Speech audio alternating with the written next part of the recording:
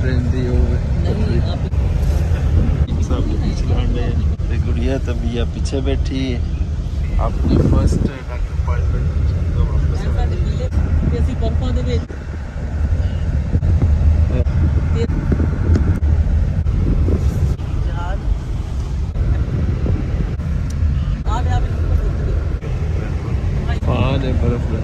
बर्फ उतर रही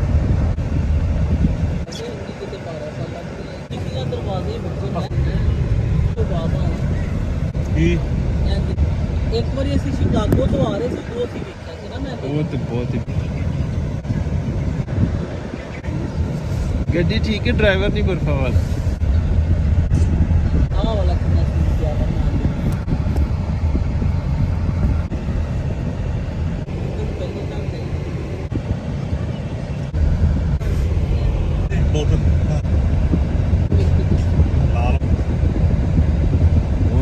ढेर लगे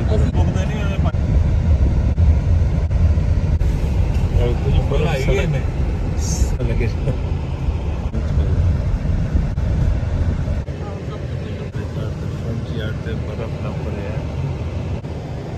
बर्फ का तूफान आया ना ते गड्डी जी फस गई है बर्फ च ड्राइवे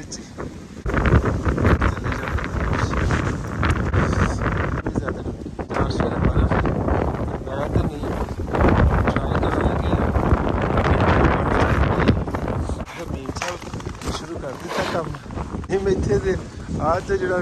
ਢੇਰ ਹੈ ਤੇ 3-4 ਫੁੱਟ ਤੇ ਹੈ ਇਹ ਸਾਰੇ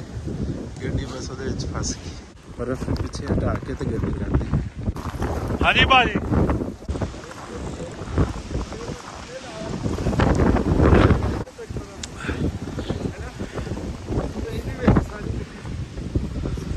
ਆ ਜਾਓ ਭਾਜੀ ਹੁਣ ਬਹੁਤ ਕੰਮ ਖਰਾਬ ਹੋਇਆ ਜੀ